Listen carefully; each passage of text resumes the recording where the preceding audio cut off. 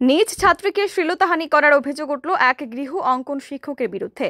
ঘটনার বিবরণে জানা যায়, শুক্রবার তেলিয়ামুড়া থানার অন্তর্গত করিলং এলাকার শঙ্কর মজুমদার নামে এক গৃহ অঙ্কন শিক্ষকের নিকট ৮ বছর বয়সী এক ছাত্রী অঙ্কনের প্রশিক্ষণ নিতে গেলে ওই নাবালিকাকে শ্লীলতাহানি করে অঙ্কন শিক্ষক শঙ্কর মজুমদার। এই ঘটনার পরিপ্রেক্ষিতে তেলিয়ামুড়া থানায় একটি লিখিত অভিযোগ দায়ের করে ওই নাবালিকার পরিবার। অভিযোগ হাতে পেয়ে সঙ্গে সঙ্গে অভিযুক্ত ওই অঙ্কন শিক্ষককে গ্রেফতার করে তেলিয়ামুড়া থানার পুলিশ। শিক্ষক হলো সমাজের মেরুদণ্ড, আর একজন শিক্ষক কর্তৃক এই ধরনের নেক্কারজনক ঘটনা ঘটানোর খবর জানাজানি হতেই তেলিয়ামুড়া জুড়ে নিন্দার ঝড় উঠেছে। আজকে আমাদের কাছে একটি অভিযোগ আছে, একটি বাচ্চা মেয়ে ও আর্ট শিখতে তার আর্টের টিচারের কাছে যায়।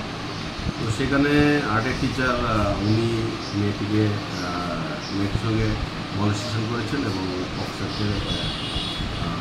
বিরুদ্ধে মামলা হয়েছে। কী নাম ওনার আর্টের টিচার? ওনার নাম হচ্ছে শঙ্কর মজুমদার, বয়স 70 এবং মামলার নাম্বার হচ্ছে 36/2024 under section 354 IPC and 8 of POCSO. Sir, কবে নাগাদ এই ঘটনাটি ঘটেছে এবং মামলাটি কবে দায়ের করা হয়েছে?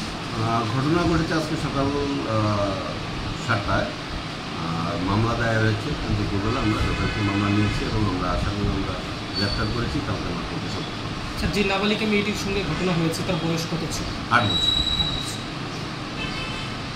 Bureau report, PV north east.